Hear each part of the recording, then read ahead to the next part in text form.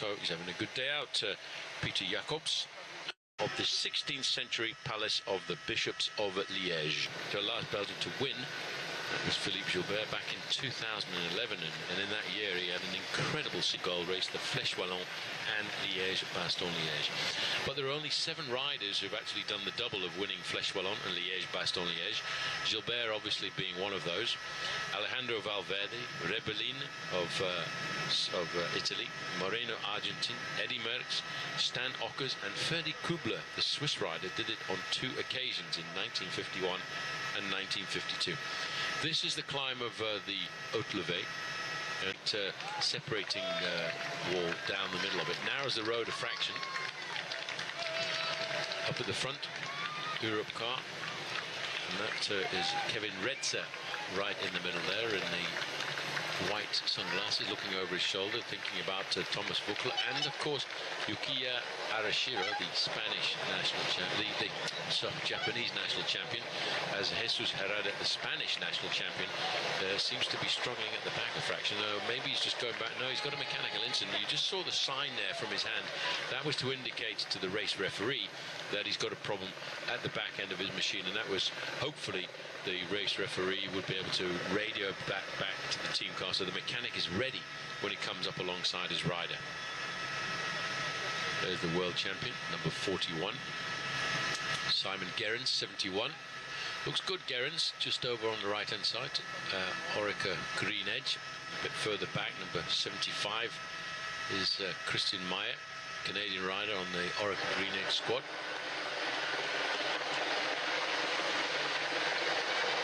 See a lot of riders. Now this is interesting because this is Joaquim Rodriguez. Now he is injured. We do know that he's had a couple of nasty accidents, one in the Amstel Gold Race and one in climb, and again getting himself team top sport.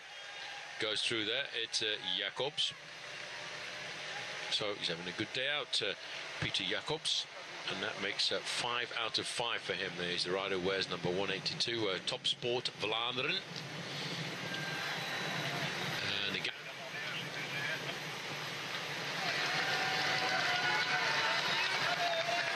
Jacobs, he's been a professional for quite some time. In fact, he turned professional back in 2006 for a team called Unibet. Rode for Silence Lotto for a couple of seasons, and he's been on Top Sport Vlaanderen since 2010. But damage at the back, one of the pre-race possibles. Joaquim Rodriguez, you can see the little scrape on his elbow there. Wears number 11, the leader of his Katusha squad. If he's struggling here at the slopes of the Haute Levée, that's not a good indication for the Spaniard. So we're saying, well, wow, what's going on here? Because we're in 217, just having a look. It's not often you see a top man like this, as they call him, looking down at his canyon bike. He won the Tour of Catalonia this year, having led the race for 4 days. And as we start to see 1 or 2 little moves coming off the front of the peloton, I don't think we'll see very much more of Joaquim Rodriguez today.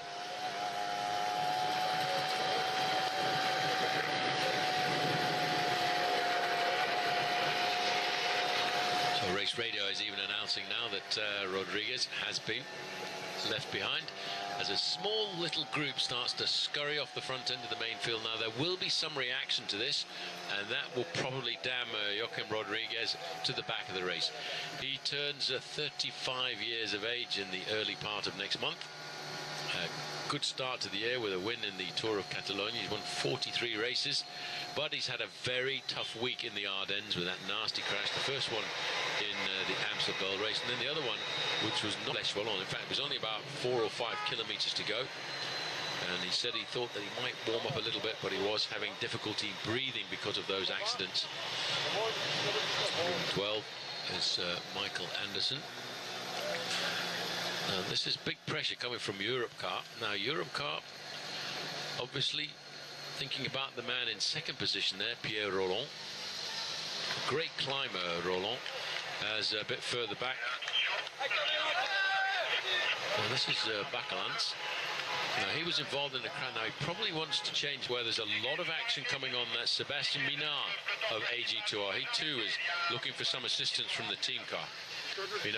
been a professional since 2005. Now this is a big move here.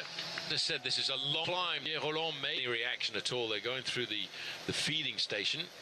I think this is an unofficial feeding station over the top of the Haute-Levée, because the real feeding circuit originally designed back in 1920, but the first race actually never took place on this circuit until many years. It's now a much smaller circuit than it used to be.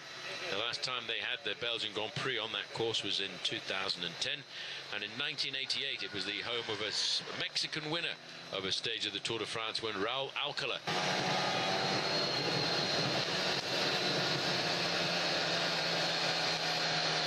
Van den Broek, hope for the Belgians, one of the hopes for the Belgians. He was presented to the King of the Belgians this morning as Van den Broek was 7th in the Ruta del Sol last year, but in a nasty year he came out of the Tour with a win.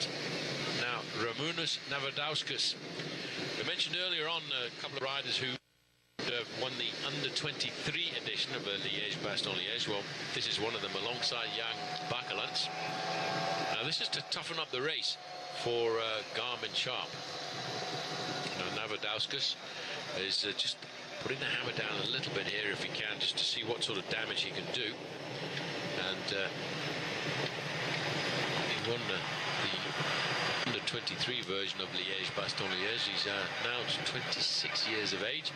He won the Circuit of the South in the early part of this year, but you see the panic that these little attacks are putting on. You see how the road also continues to clamber up a fraction there as you look. It's certainly Race Radio getting very frantic now about all of the chaos going on at the back of the race.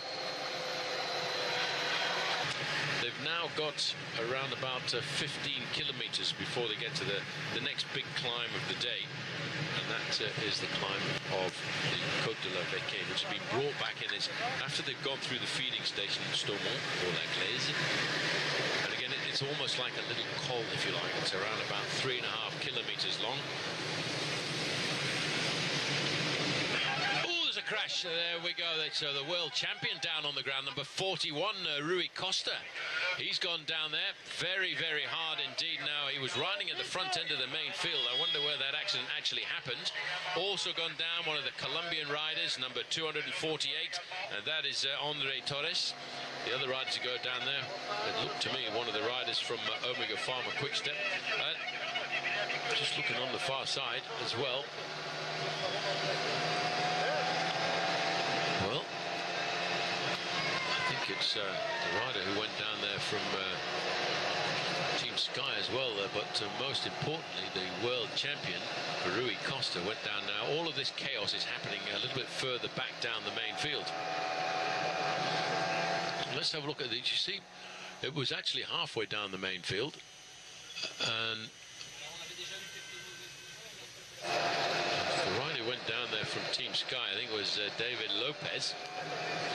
So 3 or 4 riders went down quite hard. Look at the chaos that an accident like that causes in the main field. When you look down, there's gaps appearing in the peloton. Everyone's looking around. They've heard the grinding of steel against the road. They know something has happened. They're looking back to see if any of their own teammates or leaders are involved in a problem like that. This is the left-hand turn now, as they turn away from the main road from the Haute-Levée now, as they circumnavigate the motor racing circuit of Francorchamps.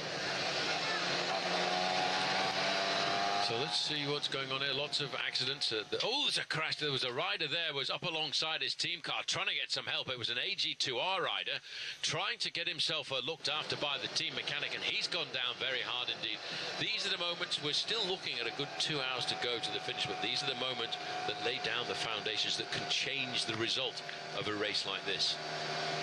The leading group of 5 riders, they're just minding their own business, riding through the Ardennes this afternoon, holding on to as much of their advantage as they can. They're now looking at 75 kilometers to go, and the 5 riders who at 75 kilometers to go still hold on to 5 minutes and 30 seconds. But the gap's plunging down now as we have another quick look at these riders. They escaped, just to remind you, after 12 kilometers of racing here this afternoon. And and they built up a lead of almost 16 minutes. One man has disappeared from that leading group, Marco Minar, but the 5 who remain are Permin Lang, IAM Cycling, Michael Koch of Cannondale, Bono of Team Lampre, and Peter Jacobs of Top Sport Vlaanderen. So 75 kilometers to go. The big climb, the next big climb that they will all be thinking about is the Côte de la Vecchie. So that's 12 kilometers away from that climb for the leaders. Good to see Mick Rogers over on the left-hand side, running his first race back after being exonerated of that positive test for clenbuterol, which was deemed was accidentally ingested from tainted beef, which he consumed while participating in the Tour of Beijing. We're hearing over race radio that Rui Costa has abandoned the race. So Rui Costa, the world champion, has abandoned because of that nasty crash. So he won't be getting the victory that he was dreaming of here this afternoon in the rainbow jersey.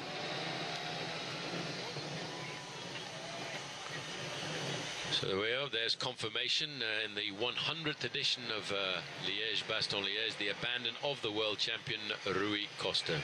Over on the far side, the leader of 1T Group Colombiere, Belgian rider Jérôme Bonny, number 231, just trying to stay in contact.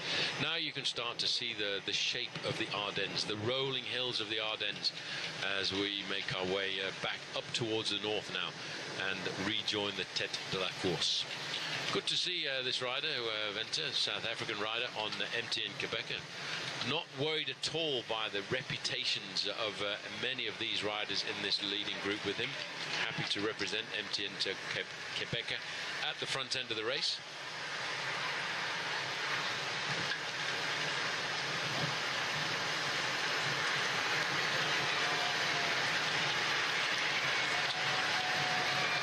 So a little bit of calm now returning for the 5 leaders, taking on board drinks from the help of Team Mavic, keeping themselves topped up with fluids. Very important in a race like this, 263 kilometers. Around about 6.5 hours of racing we would expect on a day like this. And the gap down to 5 minutes. The skies still looking as if there is not going to be any rain. It's some dark clouds starting to creep in. The crowds are also starting to build up here. There's lots of Belgian flags around as everybody wonders whether or not their man King Philippe Gilbert will be able to take the victory for King Philippe of the Belgians. So MTN Quebec have got a man in the breakaway, and there he is just over on the left hand side. Sponsored by Trek Bicycles, a nice yellow bike for Venter. He certainly hasn't missed any work in this leading group of 5 riders, which is we're inside of 5 minutes now. The motorbikes getting out of the way.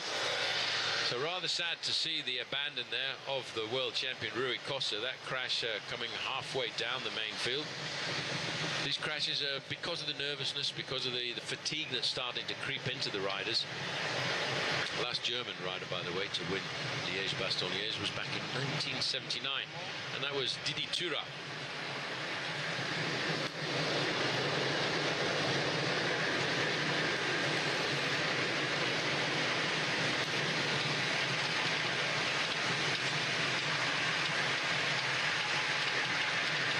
So there's the man who's been the most consistent, number 182 on the climbs. He was the first over Côte de la Roche, first over the Côte de Saint-Roch, the Côte de Wanne, Côte de Stocker, and the Côte de Haute-Levée.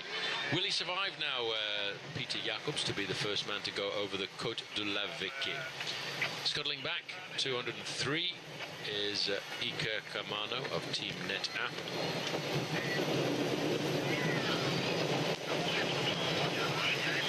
This is the lull before the storm. Also, just caught a quick glimpse of one of the riders from Team Sky hanging out at the back, as I think the calm now starts to come into this race. A little indication there from Michael Rogers just to show there's a little bit of traffic furniture on the road furniture, which makes it very difficult and dangerous for professional bike riders all over the world these days. 71 kilometers, 4 minutes and 55 seconds. as we look at these live images of the 100th edition of Liège-Bastogne-Liège as we go through the small town of Rouy. Next we'll go past the Moulin de Rouy, which is the windmill of Rouy, before coming down onto the main road again of the National 633 and into the town of L'Aglaise, and that's when we'll start to line ourselves up for the next big climb of the day, the Côte de la Vecchie. There's Richie Porte there sitting at the back. Now Richie Porte probably missing out on his mate who did not start this morning, Chris Froome, the Kenyan-born British rider who was hoping to ride well in Liège-Bastogne-Liège, and a number of people said, well, quite possibly Froome could be one of the surprise performers in this. But as they came out of the hotel this morning, we were told that in fact he's got a little bit of a chest infection, which he didn't want to aggravate because of the cold temperature here. It's dropped down to around about 12 degrees Celsius in the heart of the Ardennes. Just looking at BMC, it's Peter Velits who's sitting on the front there, stamping out the pace for Slovakia and Team BMC. For him, he's very concerned about doing as much work as possible for Philippe Gilbert. Steve Cummins, who did a lot of work in the first part of this race, has now disappeared. And I noticed a lot of riders in blue and white jerseys for Team Saxo Tinkoff have moved forward. And that's obviously for their man Roman Kreuziger, who was involved in an accident just a little bit earlier on, but they managed to get him safely back into the main field. Well, we're getting confirmation coming over race radio as well that in fact Joaquim Rodriguez has also pulled out of the race. So a number of pre-race big favourites are pulling out, one because of injuries from a previous race, of course, is Joaquim Rodriguez, and Rui Costa because of an injury experienced here in this race. So rather sad to see the world champion having to pull out like that, as we're inside of 70 kilometres to go and inside of 5 minutes of racing left.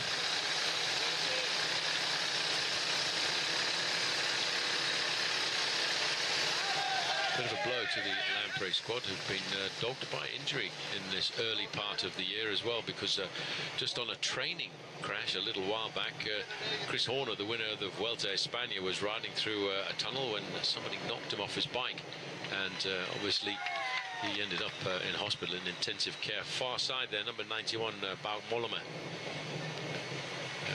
He could be the man to do it for that team a little bit later on. As I said, he placed well in the Amstel Gold Race, but look at the organisation now of Saxo Tinkoff. They don't want to do too much at this point, but watch out for a little move coming from them as we start to get a bit closer to the Côte de la Vecchie. Velits is the man on the front. Brilliant professional bike rider, Velits.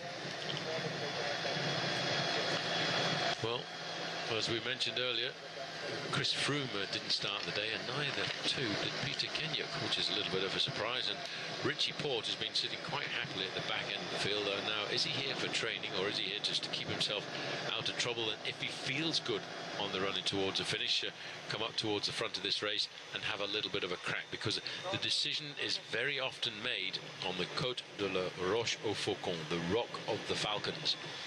Before, rider Hezedal, also quite happy to sit at the back end of the pack. Orica Greenedge, Simon Clark going forward to answer a nature break. There is Vandenbroek, 121. He was suffering. He was really in difficulty when he went over the top there of the climb of the Côte de Haute-Levée, but he's managed to drag himself back into the event. And there's Miguel Angel Rubiano over on the left-hand side, the Colombian rider.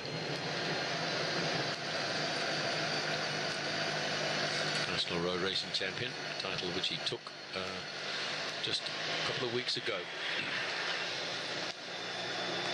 Lots of work being done now. 68 kilometres to go, 4:55. It seems to be locked in a bit now. They're no longer chasing as it was organised earlier on, but I think they're waiting for the next vital part of these few climbs that the race will throw up at them.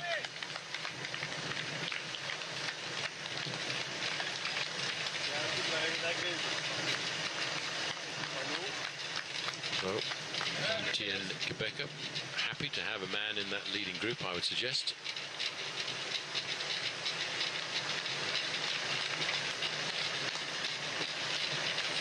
these men, they realize that once we start to get to the next few climbs, the next climbs on the horizon are going to be the Côte de la Vecchie, which is the 6th climb of the day, followed by the Côte de la Redoute, which is famous for every professional bike rider. They've seen it so many times on television. The approach through the town of Remouchon, and then the long ascent of 2.5 kilometers. MT and Quebec are not only, as we look here at when are riding not only in Liège-Bastogne-Liège, but they've also got a very strong squad making a return to the Tour of Turkey, which is probably in the warmer climbs of this year's of this day's racing in Europe. A race that Mark Cavendish is actually part of event to home his speed. He decided this year not to participate in the Giro d'Italia, leaving that to one side.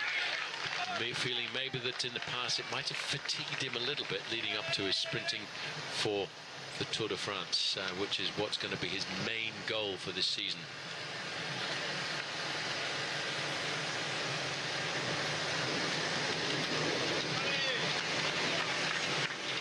So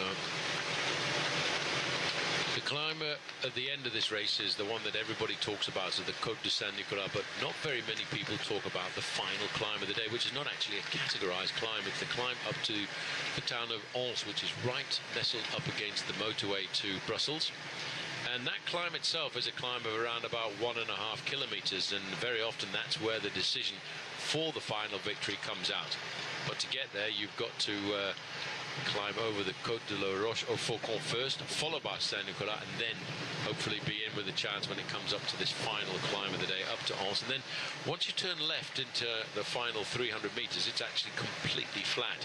And that's when, if you've got some sprinting ability, you've got to wait until the final moment. And that's how Dan Martin got himself the victory last year.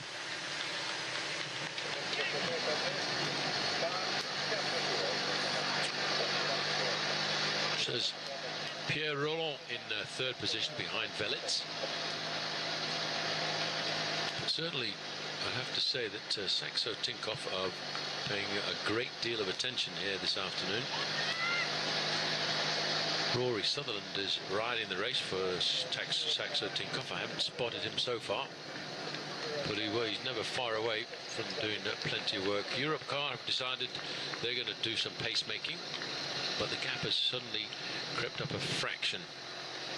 Just looking there at Kevin Retzer, the rider in third position for Team Europcar. Although he lives in Versailles, he actually hails from the island of Guadeloupe in the Caribbean.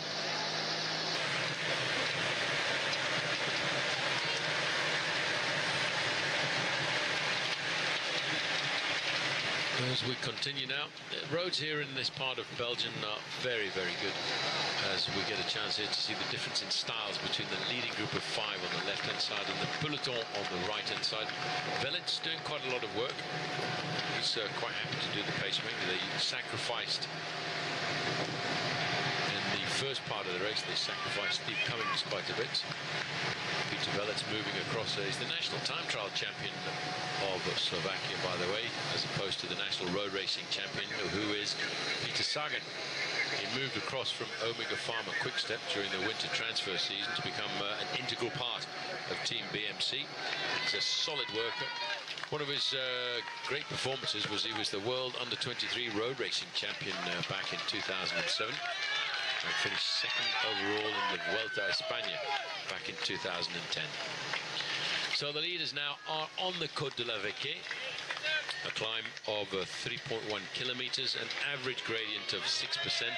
And it's on this climb a couple of years ago that Alexander Vinokourov went out to get himself a victory, attacked on this climb with a certain Jens Voigt, the Jensi as they call him.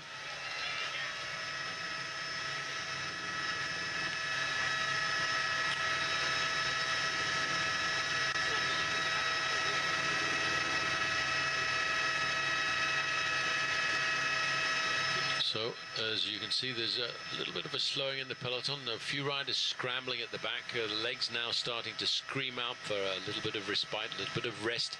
There is no rest in the Ardennes. These roads are now, from here right the way down towards the finish, are up and down for the whole of the afternoon. Europcar are doing a good job of work at the front. They obviously feel that their man Pierre Roland has got very good legs. I wonder how Thomas Voeckler is feeling this afternoon. Voeckler had a quiet start to the season with nothing really to shout home about. But Voeckler is pretty much not part of the main core of those Europcar riders we're looking at. Redza is in third position. Pierre Roland is in fifth position. Behind him, it's the other rider from Europcar is Peric Kemener, a real Breton name. As we start to look a little bit further back, Saxo Tinkoff or Tinkoff Saxo Bank are very present at the front end of the main field. There will be, the next big battle will start to come as we line up for the Côte de la Redoute. Everybody realizes that's the big battle. It's a long climb as well, long and steep. 2.5 kilometers at 7.5%. It goes up alongside the E25 motorway, which goes from Liège right the way down towards the area of Luxembourg. The Duchy of Luxembourg. Number 88, the Finnish national champion there on the FDJ squad in the white jersey with the blue stripe on it, the blue cross on it, and that's Jussi Vaikkonen. FDJ, very much a French squad. The team manager, Frank Pinault, has got 7 French riders on the start line this morning, and Vaikkonen, the sole foreigner creeping into the French squad. Just looking at the style here of coach number 154, it's starting to look a little bit more laboured now. This is the long climb. As you can see, it's a long, steady climb, the Côte de la Vaquette. It's been reintroduced this year, which is why a number of riders came down here to have a look. Most of the riders have stayed in this region for a good 10 days now because they came up here, installed themselves, many in Holland for the Amstel Gold Race in the city of Maastricht on the Maas. Came to look at the course for the Flèche Wallonne, and also came to have a quick look at the circuit for Liège-Bastogne-Liège. 63 kilometers to go now, 4 minutes and 15 seconds.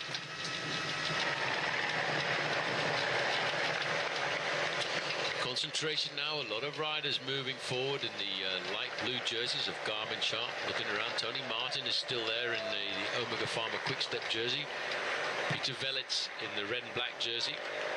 Kevin Redza is there for Europcar. Pierre Roland is the third place rider, looking very nervous as he battles to stay in the front end of the main field. They now know that once they come into this little town here, this is the town of Stormont, they take this right-hand turn, there it is, and now they start the climb of the Côte de la Vaquette. There it is. If you go straight on, in fact, you carry on down the road towards the town of Remouchon, and that is where we'll find, in about 20 minutes' time, the Côte de la Redoute. Just look at how much that gap has dropped down as well there. It's dropped down pretty dramatically there to around about 4 minutes. Just on the right-hand side there is the Colombian rider on Team BMC, and that's John Atapuma. Good man to bring onto the squad for a little bit later on as well. Back of the main field, Vaikkonen just struggling a little bit. He wants to stay in contact with this peloton. This is when the decanting process starts. The riders with the slightly weaker legs slowly start to slip to the back end of the main field. No more energy left to fight and get back up towards the top end of the sharp end of the peloton. Mick Rogers there, looking quite comfortable for his first race back. Must have been a long, hard psychological winter for Mick Rogers. Wondering how the Court of Arbitration was going to respond to that positive test for clenbuterol in the Japan Cup. But eventually in fact, rather strange, because the International Cycling Union warned riders not to eat meat when they went to the Tour of Beijing because of the possibility of tainting it with clenbuterol. And I think they made the right decision where Mick Rogers was concerned, and he's very happy now to be back in racing, getting himself in form and ready for a big attack on the Tour de France later on in the year.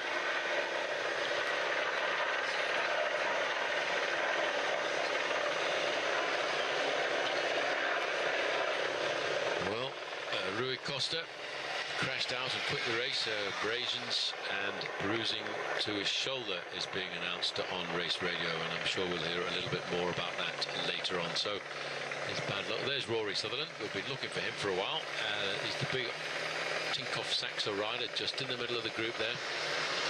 He'd be looking after Roman Kreuziger. He was delayed a little earlier on by a crash of the Czech rider, but I don't think he was injured by that, and he was quickly helped and escorted back into the main field by his team. Look at 500 meters to go to the summit of the Côte de la Vecchie. Now, one rider has won all 5 summits we've been over so far, and that's Peter Jacobs. He's currently sitting in 3rd position. Yes, the Belgians are all out to support the race this afternoon. Liège-Bastogne-Liège, the oldest professional bike race on the calendar, 1892. First organised. There's Sutherland. This rider coming through there for Europcar is Kemener. That's next rider through, Pierre Roland. 196, Kevin Rezza. 2002, Cesare Benedetti. Lots of nervousness now. The Trek factory racing rider moving forward. Wondering whether or not there's going to be any performance from Frank Schleck this afternoon. That was Bob Jungels. 3 riders from Luxembourg on that squad. Frank and Andy Schleck and Bob Jungels, who is the national champion. As we go back with the lead of 3.5 minutes, it's really now starting to crumble, that advantage that these riders had, which at one stage was up in the 16-minute margin.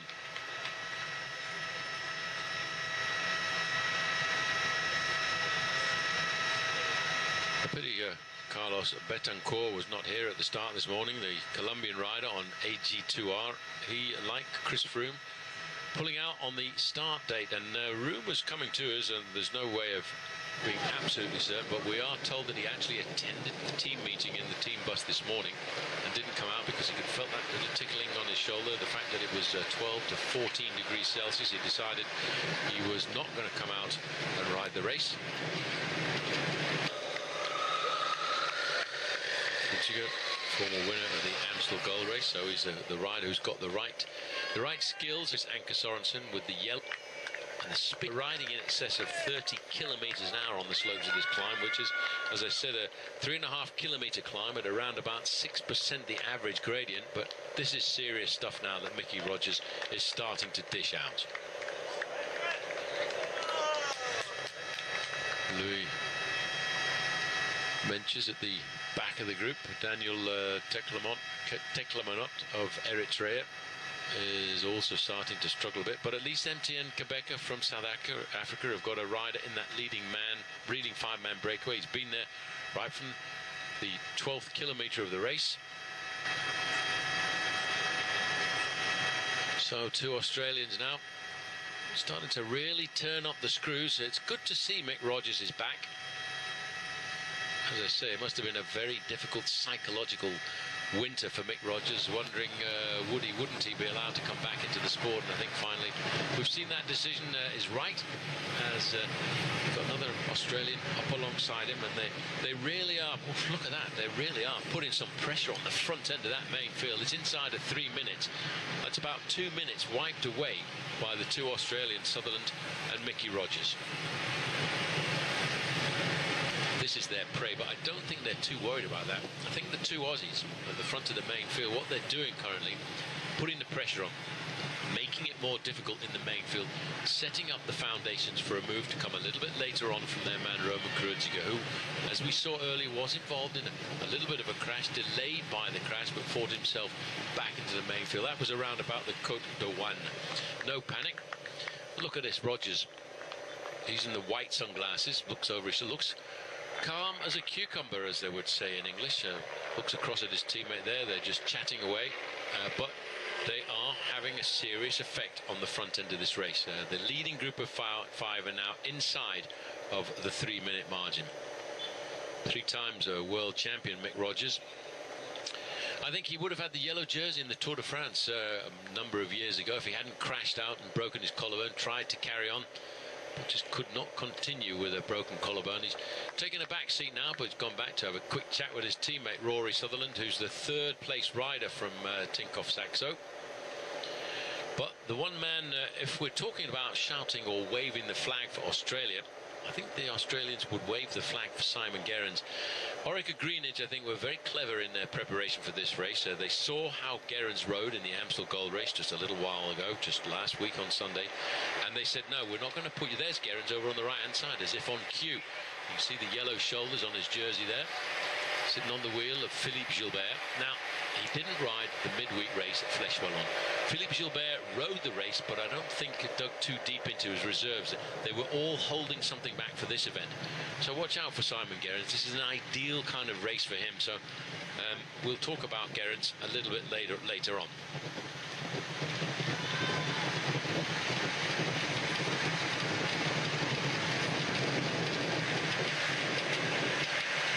So as we start to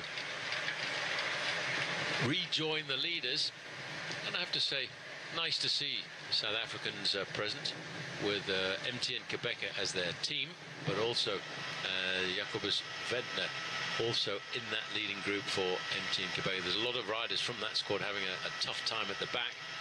It's difficult when you're a team trying to break through. You get selected for a top race like the Liège-Bastogne-Liège, but you also want to put your good team into a race like the Tour of Turkey, which is over on the far side of Europe just now. Long line of the main peloton now as it starts to stretch out. We're now at 56 kilometers to go, and that puts us 12 kilometers, 10 kilometers, shall I say, from the start of the Côte de la Redoute. You'll start to see some serious action now starting to take place as all of the teams try to place their riders in a nice position to start the Côte de la Redoute, a climb that Philippe Gilbert really does like. It's just down the road from his house, Remouchon. He was actually born in Verviers, which is not too far away from Liège, but he regards Remouchon as being home ground and home turf now.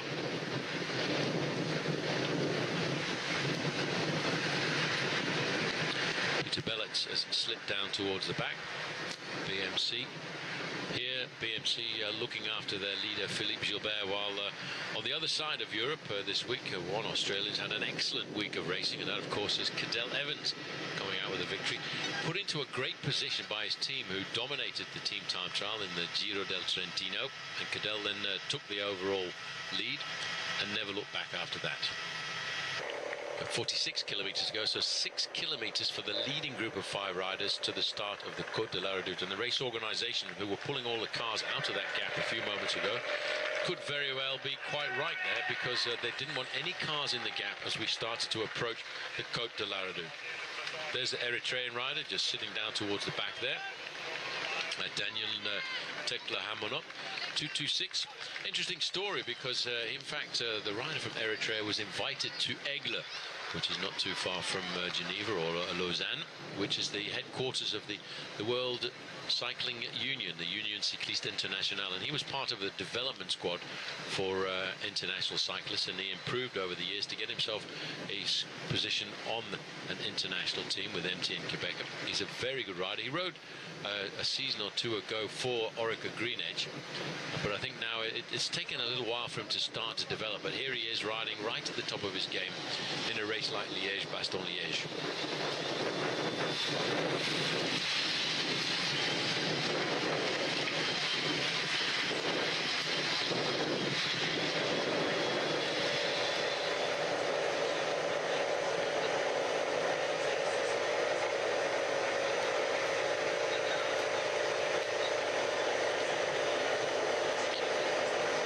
More respite. Mick Rogers in the middle with the white sunglasses. Tony Martin over to the left-hand side. 2 brilliant World Time Trial Championship champion. Oh, there's Dan Martin now. He's the 3rd place rider in the Garmin Sharp colours there. You can see these riders now getting that little bit nervous as they start to realise, yep, this is the moment. This is the time when we're going to start to line ourselves up for the Côte de la Redoute. Famous climb. Scary climb if you're not a climber, because although it says it's 7.5% average for 2.3 kilometers, well, it really is a little bit nasty. Around the corners it gets to 15 and 16%. We're talking a little bit about the Tour of Turkey, which took place today, a circuit race around Alanya, 140 kilometers. Well, the winner, this may well be good news for the riders from Omega Pharma Quickstep. In fact, it was Mark Cavendish who's got his season back on track, winning the opening stage of the Presidential Tour of Turkey ahead of Elia Viviani and Theo Bos of Team Belkin. So Cavendish has gone down there, and he's hoping that that will set him up for a good Tour de France this year. The Château de Haut-Regard, a high look, is what that means when it's translated.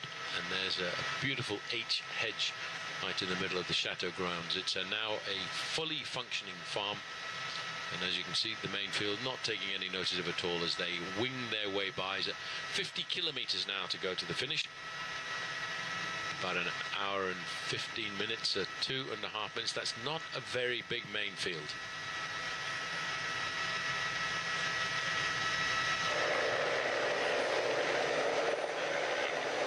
.2:35.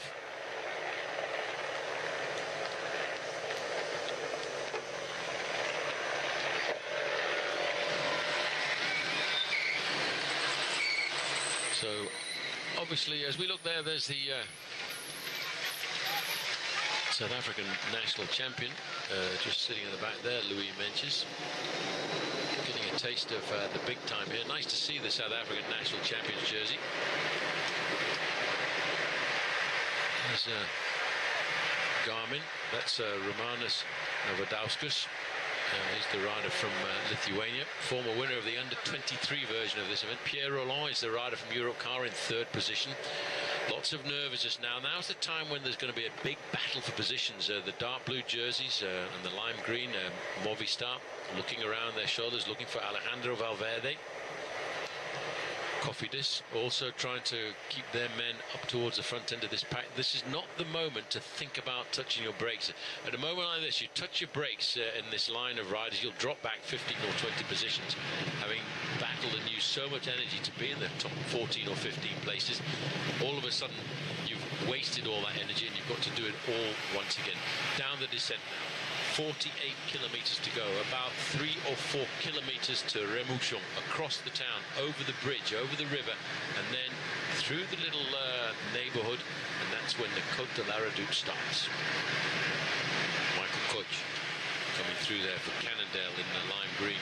Birman Lang of IAM Cycling in the blue, black and red. You just might have seen 72 kilometers an hour. You see they're quite banging on down this descent as they come away from the little plateau, the main field, and not too far back after either 2.5 minutes. That's around about 1.5 kilometers in actual distance between the leading group of 5 and the main field, which is not a lot of riders, not many of the 197 riders who actually started this race.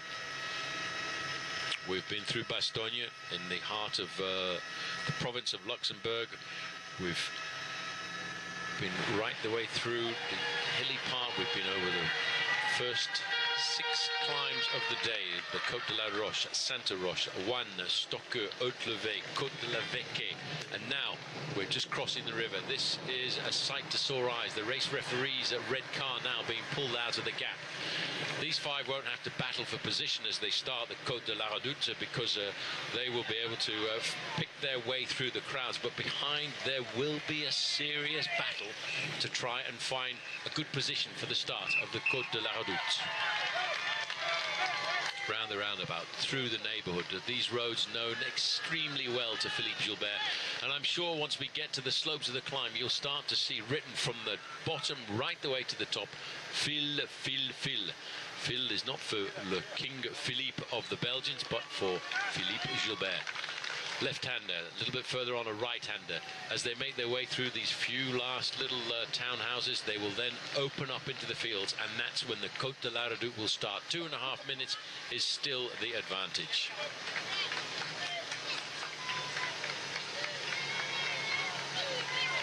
Oh. These riders have led this race since the 12th kilometre. They've built a lead of 16 minutes at one stage, and now they've seen it crumble to just 2 minutes and 20 seconds. They know what it's going to be like. It's going to be crazy once they get onto the slopes of this climb. As I said, 7.5%. Horrible climb, actually, because it's one of those climbs, it's as if you've taken a high lift jack. It starts off with a nice steady gradient. As you get higher up towards the summit, it's as if somebody's jacked it up. It gets steeper and steeper. Then once over the top, you're out into the area of the fields where there is no trees left to protect you from the wind, which then begins to batter you. 2 kilometers to go, 8.9%. The town of Remouchon, to see if we can see. There are the lead motorbikes. A quick look there at the Chateau de Montjardin, the mountain of the garden. There's the main field. Pulling out all the stops now this afternoon. They'll all be getting motivated, all be getting concentrated over this bridge. They've been over it many times before. They've done it this week in training. A little bit further up, you'll have a chance to look over to the right-hand side. There you can just about see the motorway. But by the way, that really is a motorway, an expressway, if you like. You're not supposed to stop your cars on there, but today it is a parking lot. It's a car park. It is full of spectators who have come out to see this race this afternoon. Starting to struggle a little bit, Michael Koch of Team Cannondale. Team Sky supported there over the right-hand side. That's simply the best. Well, it wasn't a great day for Chris Froome, the winner of the Tour de France last year, who was not able to come out, suffering from a slight chest infection. It may well be that the Côte de la Redoute is one climb a little bit too far for the 22-year-old German rider who slips away from this lead group. Now down to 4 men. 2 minutes is the gap. We've just gone through the small town of Sounier-Remouchon, which is the village where Philippe Gilbert now calls home, as we look at Tony Martin on the right-hand side. Look at the difference in the speed. The leading group of 4, their gap now is inside of 2 minutes. Tony Martin trying to set it up for his man. He'll be third in the line, the red and white jersey, the Polish national champion, Kwiatkowski. Also, the Belkin riders in the lime green. They'll be looking after Wout Mollema. Kwiatkowski having a quick chat with his teammate there, looking very calm. On the right-hand side is Pierre Rolland. Lots of chatting going on here. It's inside of 2 minutes. They've got around about 2 kilometers now to go to the top of the climb themselves. Koch is there. He cannot stay in contact with these riders. And the problem is, it's one of those nasty climbs. Once you get over the top, you can't accelerate anymore because it's a false flat. I told you that would what we'd see, and there it is. Fil. And of course, that's Philippe Gilbert. Pierre Rolland in the middle, the dark green jersey of Europcar. Kwiatkowski. There is Thomas Voeckler now, bobbing away over on the left-hand side. Tony Martin is the rider on the front. Dark glances, hiding his eyes, but the concentration is there. He knows he's got to keep this pressure going. It's a tough old climb, this one. Crowds being kept back by the barriers. We get to the top, plenty of black, yellow and red, the flag of Belgium. The next man to succumb to the pace here on the slopes of the Côte de la Redoute is the rider from IAM Cycling, Hermin Lang, the Swiss rider, slowly slipping away. Then there were 3. It's Matteo Bono on the front, the Italian rider on Team Lampre. He's got the legs. He will have ridden this climb this week in training. Nice to see that the South African rider is still in contact. Slipping away, the man who's been the most consistent on the climbs now, 182, and Peter Jacobs. Well, as the main field, they are taking this climb in their stride. Still, Tony Martin, first position. Pierre Rolland in third position in the dark green jersey.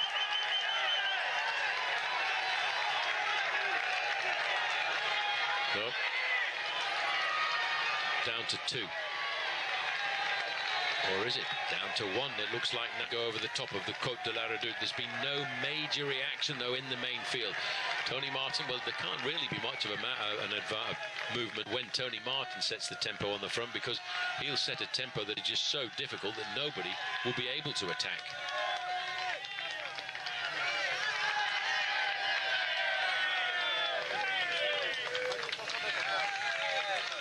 Well, look at the gap. 1 minute and 40 seconds. Nathan Haas is the rider now in the middle. Just over to the left-hand side, the other rider from Garmin Sharp is last year's winner of Liège-Bastogne-Liège, Dan Martin. just sitting there and his teammates to do the pacemaking. Life at the back. A nice place to be. Number 68, Peter Velets, he did a lot of work. The leader now, who leads this race with 44 kilometers to go. Matteo Bono really has plummeted quite a lot.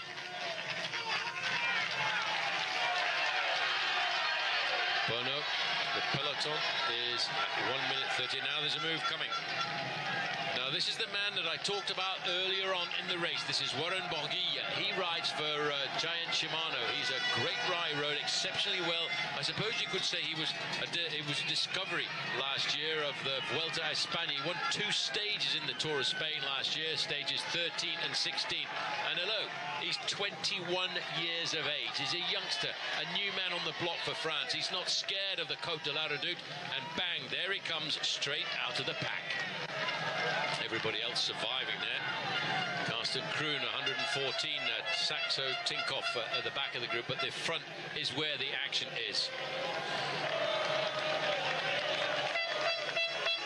2013 Vuelta stage winner. Not scared of the big mountains. There is the man from Cannondale. He's struggling the gap.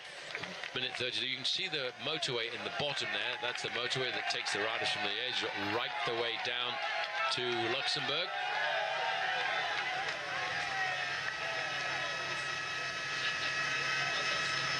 Now, in the main field, they've allowed that acceleration to go. There's a move coming. No. Now the big accelerations are starting to come. No, they've actually reacted to that move by the Frenchman Barguil. They've realized that he has got great climbing legs, and there is a reaction now starting to come behind. Now, Valverde is right up there.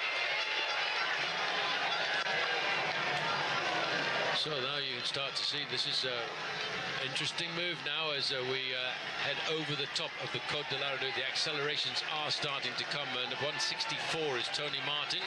Job done for the day. He can take a back seat and find the shortest direction back to Liège, quite possibly, here this afternoon. Now, this is Arredondo, the rider in second or third position for Trek Factory Racing. He's a Colombian rider on that squad. Looking over the shoulder, Barguil saying, come on lads, this is a good move here. Let's not take advantage of the moves that's going to come from riders like Philippe Gilbert. We will do our own tactics here this afternoon. Second place rider on the road. This is the rider who rides for MTN Quebeca. It's Jacobus Venter. And he's just about to make the junction with the lone leader now, Matteo Bono. That makes it 2 men at the front. They're over the top now of the Côte de la Redoute. They'll get themselves back onto the main road shortly with a right-hand turn. But they've only got 1 minute and 22 seconds over the front end of the peloton.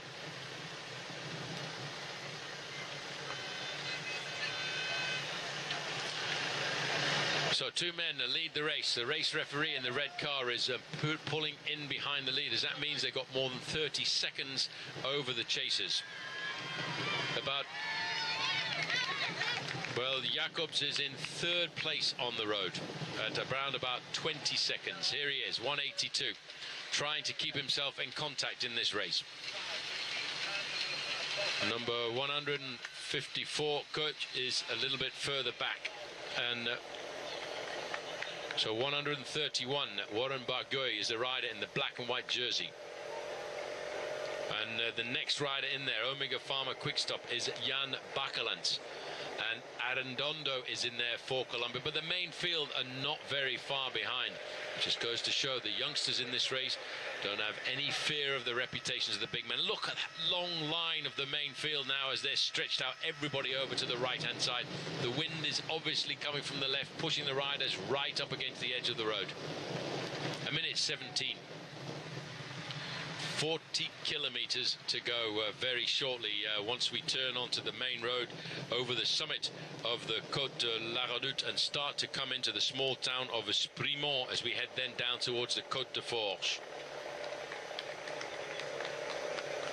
Now looking back, you can see the peloton stretched out across the road. They know they've pretty much got their prey in their sights. in the cross wire as they start to spread out. They know now that there's an hour of racing left, but in that last hour of racing there are 3 climbs. I would say there are 4 climbs really, because we've got Côte de Forges, the Côte de Roche-au-Faucon, the Côte de Saint-Nicolas, and the final climb of the day, the climb up here to the town of Anse.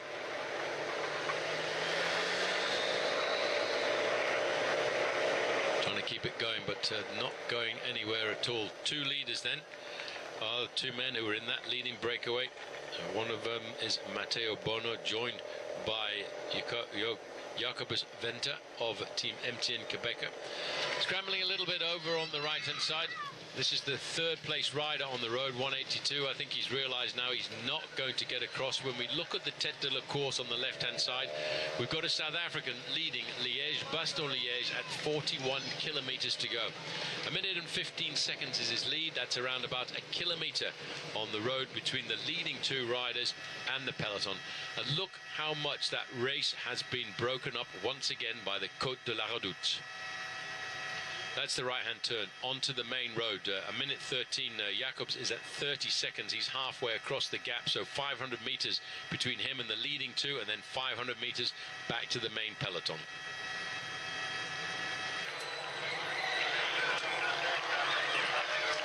But the organization with this Côte de Forges have made it a very difficult approach to the Côte de Roche-au-Faucon.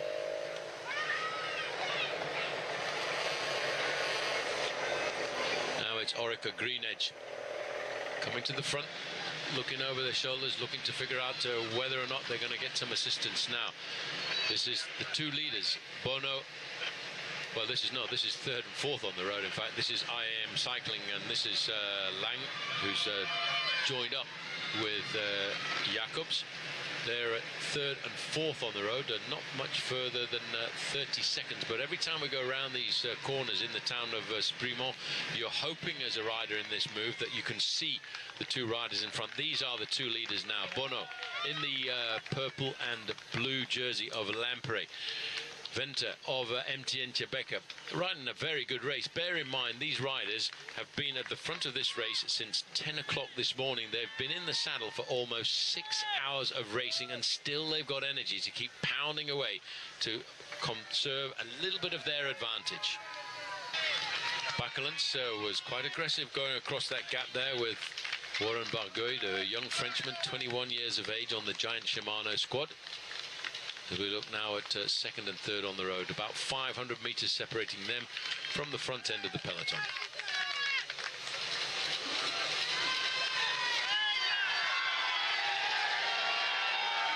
Race time, about 5 hours and 45 minutes. Around about 1 hour to go as we look at the 2 leaders on the left-hand side. They've gone through the town of Sprimont and now into the small town of Teux. We're in the region of Teux, and we'll be lining up very, very quickly in about 7 kilometers time for the Côte de Forges. Lots of moves now, lots of little trying attacks to see if everybody's got the power. Looking down that line to see if I can spot Simon Gerrans. He was in a good position coming into the start of the Côte de la Redoute. Dark green jersey there is Pierre Roland. 45 seconds. The 2 chasers will very shortly get picked up by the main field. That's only 20 seconds. That's around about 300 meters separating the 2 chasers who are in 2nd and 3rd and 4th position. Jacobs and Lang. Very shortly that what remains of the main peloton there will start to see the 2 chasers, but the leaders are still holding on to in excess of 1 minute. Now the next climb there you can see the deviation of all the motorbikes coming up to get in behind the race once again. The race organization don't like all the motorbikes to go down these narrow roads, so every now and again there's a deviation for them to catch up and get behind the race.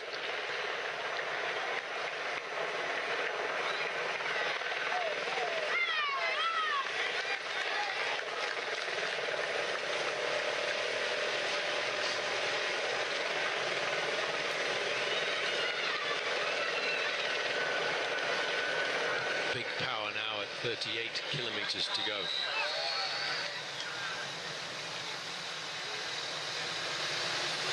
So the two leaders, Bono and Venter, looking at 1 minute and 10 seconds, and it won't be long between the third and fourth riders on the road get picked up by the front end of the main field.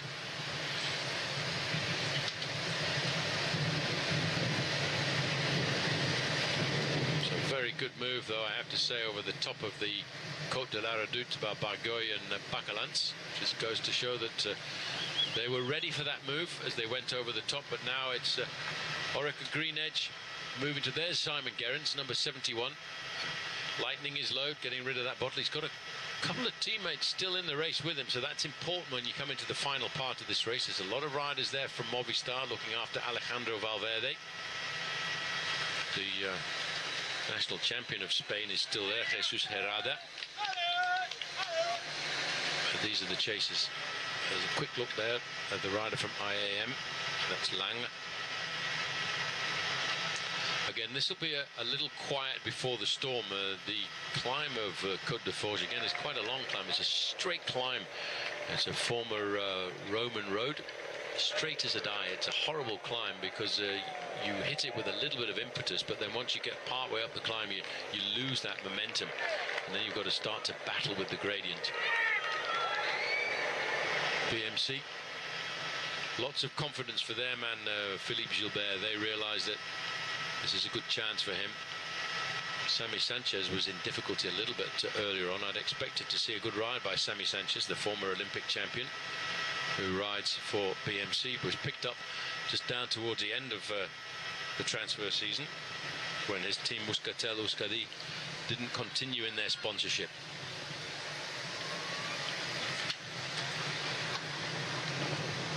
So it's half a minute now is the gap to the two chasers, so they are recovering a fraction, but the gap between the leading two and the peloton is down to around about the 1 minute mark. There's going to be some serious moves, I would say, once we come to the climb of the Roche au Faucon, but to get there we've got a nasty little climb that's been put in called the Côte de Forges, 231 kilometers covered. Once we go over the Côte de Forges, we're looking at 31 kilometers or 40 minutes of racing to go to the finish. Oop, there we go. Those are the two riders caught halfway across the gap. 103 is the Australian rider on Team Sky, Nathan Earl. These two, I think, they're about to raise the white flag now. They know they're not going to ride across the two leaders, and the better part of Fallon now would be to raise that flag, try and get a little bit of rest in the main field, and hope to finish the long escapade they started after just 12 kilometers of racing. That was as the race came away from Liège. 10:15 this morning, the race pulled out of the Place Lambert, just outside of the 16th century Palais of the Bishops of Liège. The Prince Évêque, now turning off the main road. This is the little road now to go and find the Côte de Forges. The gap is still not very much to in excess of the 1 minute margin over the front end of the main field. But they know that very shortly that peloton is going to start to turn up some screws as they get to the Côte de Forges. Then the Côte de Roche au Faucon, which is a narrow climb, very steep. It's actually been resurfaced over the last 12 months as we get a chance. The two leaders, you can see them just around the corner there, just in front of that motorbike. Their gap is about 5 or 6 seconds over the front end of the peloton.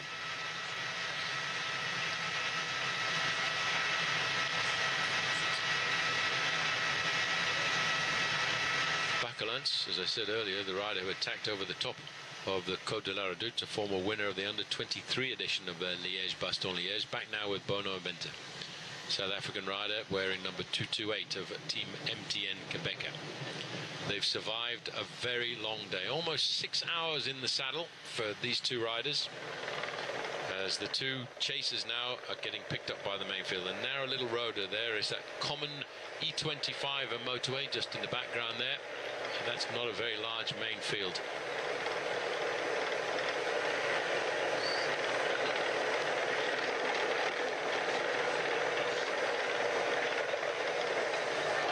So, just looking to see which teams are trying to control the front end of this. And next to most important thing, I don't think we'll see a move coming on the Côte de Force, but we'll see a number of teams of the big guys who want to win this race overall trying to place their riders towards the front end of this peloton, so they're in a good position once they come to the Côte de Rochefoucauld. Just down there again, an operational farm, nice little tennis court down in the back, and of course a swimming pool, which everybody needs at this time of the year, at a nice 12 degrees Celsius here in the heart of the Ardennes. Peloton is stretched out into a very long line now, 33 kilometers. You can see the two leaders, or the two riders who are halfway across the gap, slipping down the main field, looking for their mates to have a quick chat. Where have you been all day? Well, sorry, mate, I've been in the breakaway since this morning. Liège-Bastogne-Liège, Ventnor and Bono are still leading. 1892 this event was organized for the first time. This is the 100th edition. Ventnor now looks to be paying for that long day at the head of the event as he starts to suffer a little bit. There's the flag of the Wallonie just over on the right hand side, the cock on it, on that yellow flag. He's got his radio in there to get information. He cannot stay with Bono. Bono says, mate, I'm off. I can't wait for you any longer. I've got to see what I can do in a situation like this. So Matteo Bono now of Lampre and Italy is the last survivor. Now he's starting to open up a serious little gap. Matteo Bono there is the main field, a hairpin turn for them. There's not very many more than about 60 riders left in that group from the 197 starters. There's Gilbert. Nervous over on the right-hand side.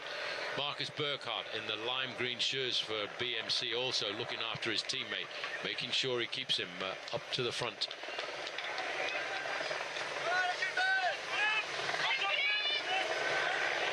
These are the moments now when everybody's starting to wonder what's going to happen. That's Portuguese rider Nelson Simões from Lampre, who was doing a little bit of the pacemaking. There's Kwiatkowski there in the white jersey with the red band around the middle, a national champion of Poland. Also over on the left-hand side, the Luxembourg national champion as well, riding for Trek Factory Racing. That's Bob Jungels. He's a good rider who could put a special move in down towards the end. Matteo Bono is not losing very much time here, but now he's on his own as we come down to around about 32 kilometers to go. So 32 Ks to go for the one lone leader, and he's got 57 seconds over the peloton. Formerly South African national champion, the first African ever to wear the yellow jersey in the Tour de France, gifted to him by his teammate Simon Gerrans. They're all paying now, aren't they? They're popping one at a time. Marcus Burkhardt over on the far side with those lime green shoes of him, as they've become the trademark. Kevin Retzer, 196 at Europcar. It's tough, this climb now. We're starting to slowly but surely scramble up this Côte de Force. Also there over on the far side, Rory Sutherland, his job done for the day. He's trying to set it up for his teammate Roman Kreuziger. That's what it's all about, sacrificing yourself for the teammate and the team leader. Also slipping away now there, you can see Bram tanking. That's a bit of a surprise for Belkin. Obviously not the man with the gas this afternoon. Garmin. Now, this is an interesting move here, as we see Garmin waiting to see if there's going to be any response at all. 51 seconds is the gap.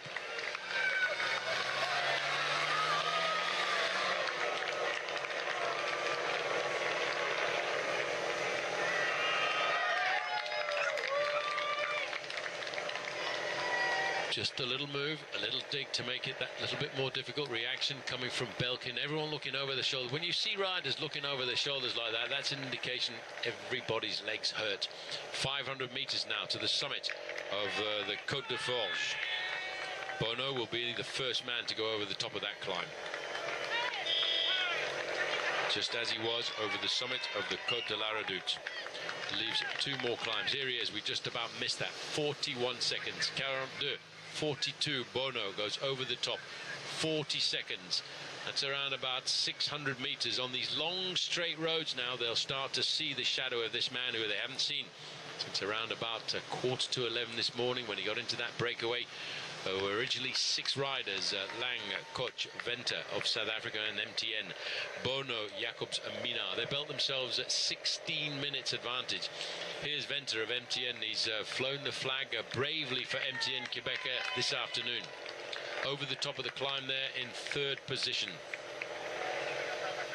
There's the still for Stan Ockers, the rider who won the Flèche Wallonne and the Liège-Bastogne-Liège back in 1955. Oh, there's a problem here. Now this is Bakelants, and now he's been in the wars this afternoon, Jan Bakelants, 162, the winner of the under-23 edition of Liège-Bastogne-Liège. He's not happy there. The problem with his machine, the team car up alongside him, panicking a bit, a little bit of a slow change as we go back to look at the edifice at the top for Stan Ockers, great Belgian professional cyclist.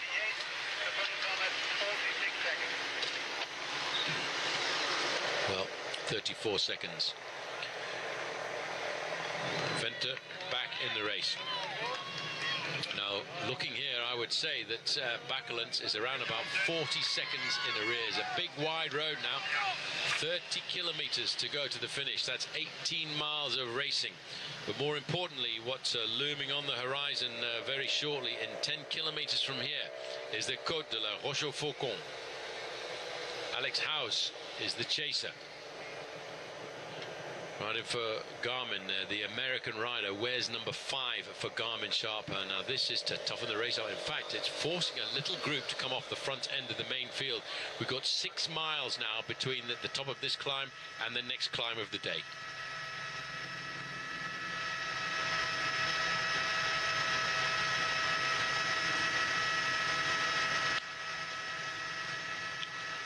There's that little group, that's Pierre Rolland is a rider from Europe Car.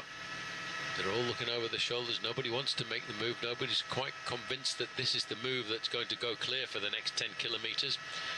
10 kilometers, they're knocking those off between 12 and 13 minutes at a pop. Number 73 is Simon Clark. Simon Clark, he's done a good ride too. Still up there, but it's back together. The race situation. Still the lone leader, Matteo Bono, chased by the American rider Alex House. Not too far back though is the main fielder. He's trying to put pressure on the peloton here, trying to take pressure off his own teammate Dan Martin, the defending champion, wears number 1. For the Irishman, it was a very proud moment yesterday when he pinned the number 1 onto his jersey. There's a big bunch of riders still there. There's Kwiatkowski in the red and white jersey over just to the left hand side of the peloton. 31 seconds to Alex House, and just 10 seconds behind him is the main field. But these long straight rows, these long boulevards, are not good for Matteo Bono. The main field can judge when they want to make that move. I wonder if Bakelants can get back after that very slow wheel change that he's just had. After having a crash in the early part of this race, that's another blow for the Belgian, Bakelants. Alex House looks back. He's got a good gap, but it's only about 10 seconds, and he's using an enormous amount of energy here just to stay off the front end of the main field. He's 30 seconds behind the lone leader, Matteo Bono, who was in that early morning breakaway of 6 riders. Still a lot of riders haven't announced their colours this afternoon. Vincenzo Nibali is in that group. Kwiatkowski. Frank Schleck is still in the group as well. I'd like to put in a good performance here now on the big wide roads. 28 kilometres to go. We're looking at 6 kilometres to the next climb, the Côte de la Roche-au-Faucon.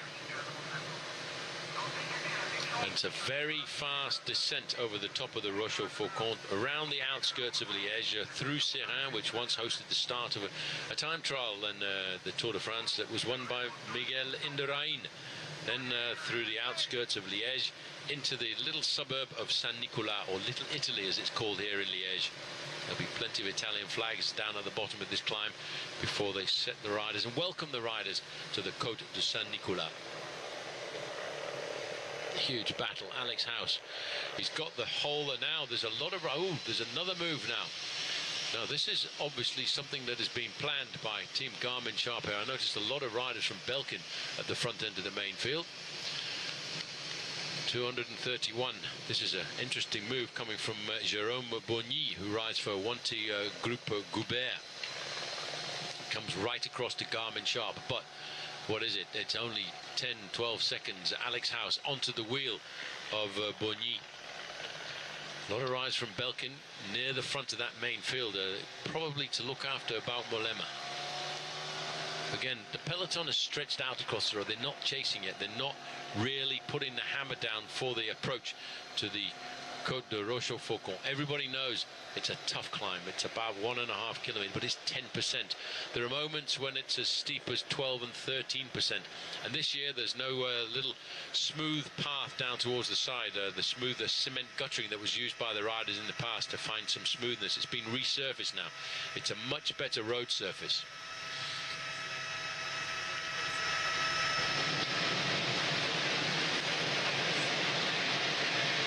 Interesting Lotto Belisol. Got Dennis Van den Derde. Not Yellow Van den Derde, but Dennis has got himself in there for Lotto Belisol. On the defensive, I would say, is the reason he's gone in there. Just Peter Weening. And that's an interesting move for Weening. The peloton, though, still look as if they're waiting for the moment to pounce. It's not a big peloton.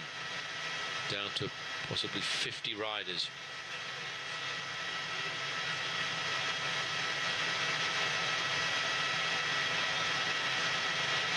Just a quick reminder, coming over the race radio, it's a new rule for international. You're not allowed to race on the pavement at the side of the walkway, and that's been reminded to all of those riders. Well, that little move has come to nothing, as it's all pretty much back together. AG2R are the riders who put the impetus onto the front end of the peloton to nullify that move. 30 seconds.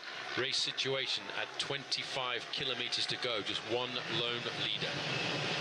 Still, this man, Matteo Bono, leads this race. He's led this race since the 12th kilometer.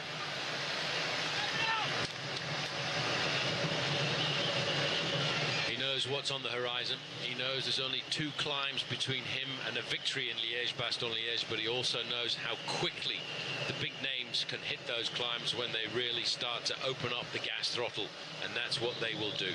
24 kilometers.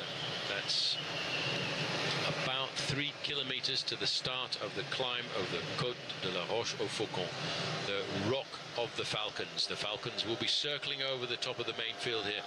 AG2R La Mondiale, they're very keen to really put the pressure on here.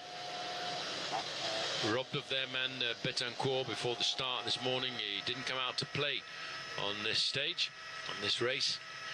Unable to sacrifice his health when he thinks about the rest of the season that's lined up for him. The peloton straight out into that long line. They drop down. This is a well-known road to many of the riders. This is the usual approach to the climb of the Côte de la Rochefoucauld, arrière du peloton, the back end of the main peloton.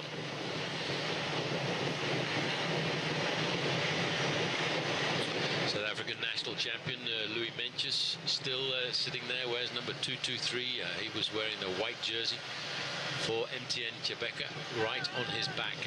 18 seconds is the gap now. 23 kilometers to go to the finish.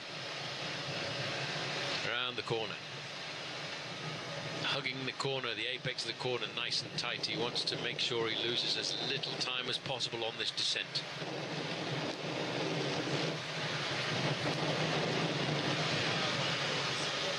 The Rochefoucauld is the next climb on the horizon. 1.5 kilometers long. Average gradient of just inside of 10%. 17 seconds the advantage of Bono.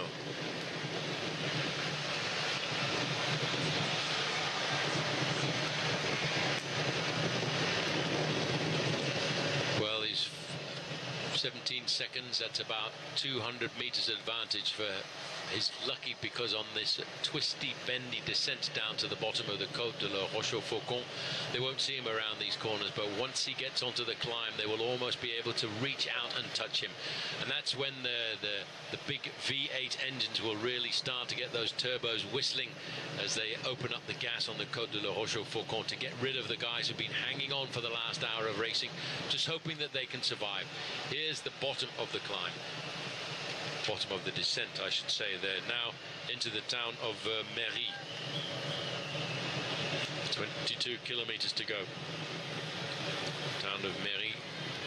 We will cross over the railway crossing, Passage à Niveau, and then that's when the climb will start. Big wide road. There'll be a left-hand turn very shortly as he lines himself up to the Côte de la Roche-au-Faucon. He daren't look over his shoulder now, because at 200 meters, he has looked over his shoulder. He wants to know exactly where they are. The gap is around about 10 seconds. I would say, looking back there, he will have seen the whole of the main field, or what remains of them, just boring down upon him. Once again, over the river. Camera pulling out. What can we see back there? They've still got a little bit of space between himself. It's just 9 seconds. The peloton are now over that same river now, in a very long line. Well, Jan Bakelants, according to Race Radio, has managed to get himself back into the main field. That was a brave and courageous return back to the peloton.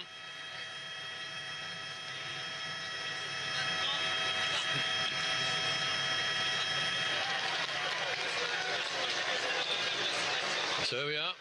So right at the front now, it's AG2R, La Mondiale, as we start the Côte de la Roche-au-Faucon. So AG2R looking round, they really, that's Minard, who's the rider on the front, doing that pacemaking there. So a little bit further back, are they trying to set this up for Romain Bardet, the Frenchman on AG2R La Mondiale, a very good climber. He would try and take advantage. Oh, there's a problem there on the right. That's number 5, and that's Alex House, who was off the front just a little while ago. He's got a problem with his gears. I don't think he'll be seeing the peloton anymore here this afternoon. 43, Cataneo from Team Lampre. He's struggling at the back. We haven't got to the steep part of the course now. 20 kilometers. 12 and a half miles of racing. AG2R trying to put Bardet into position. Sébastien Minard is the rider doing most of the pacemaking here for AG2R La Mondiale. Looking back over their shoulders. Astana have also got a lot of riders there just waiting in the wings, waiting to see when the time is ready to make that move. The first rider from Europcar there is... Okay, so all I need to do now is figure out how to breathe again. That was a tough race. I did start about 20 to 30 seconds a bit late, only because I was trying to fix a strap on my cycling shoes.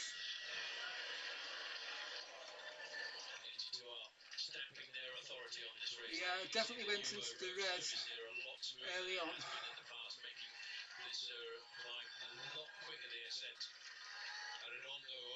But it's a good workout. I got a decent time.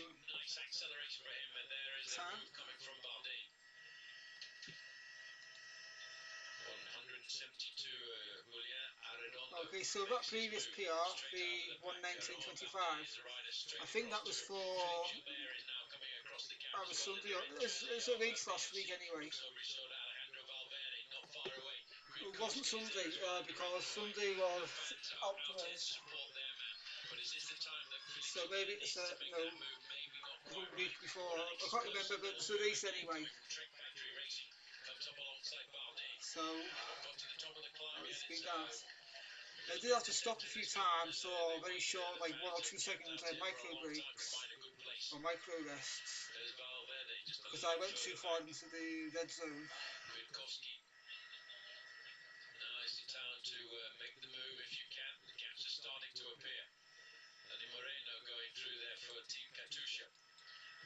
Is there in the yellow and blue of Tikov.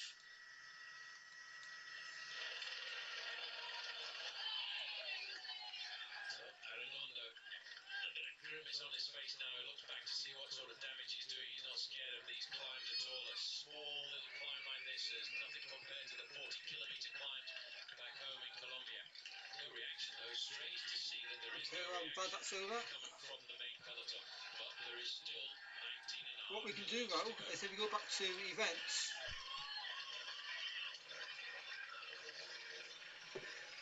and we return to here and watch where you can carry on watching the rest of the riders and see how well they do. So the peloton has reacted to that. They've allowed these moves to go See, clear. most people now are on the descent anyway. Arredondo has made a very good move here. Number 67, that is Sammy Sanchez. That's Sammy Sanchez. I saw him a little bit earlier on in the race.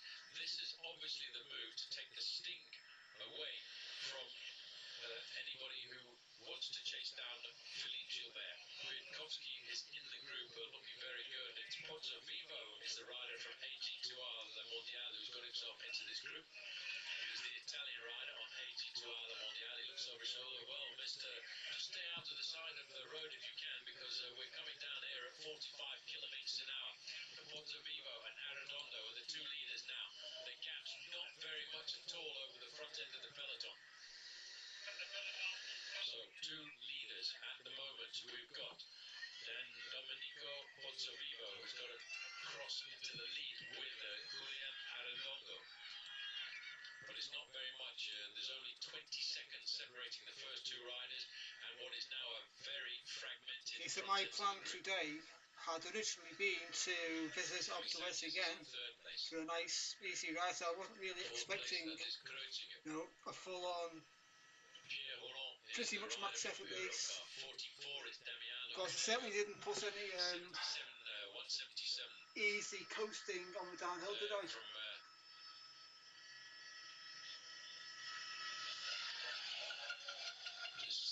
Face now of Sammy Sanchez, jumping out there to try and do what he can. All of this, I would think Sammy Sanchez is really doing this to try and help to benefit Maybe the wheels themselves are a little bit too heavy. So these wheels, the Force Vogero, they're good on the downhill, they're not so good for the climbing, so maybe they were the wrong wheels. Maybe if I'd chosen the Overmayo discs, these ones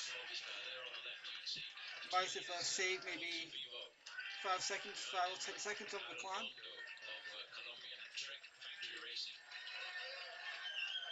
Anyway, let's have a look. I'll take a quick look and see what we've got tomorrow. It's gone out of that chase group now and it's all starting to come back together. Okay, upwards tomorrow.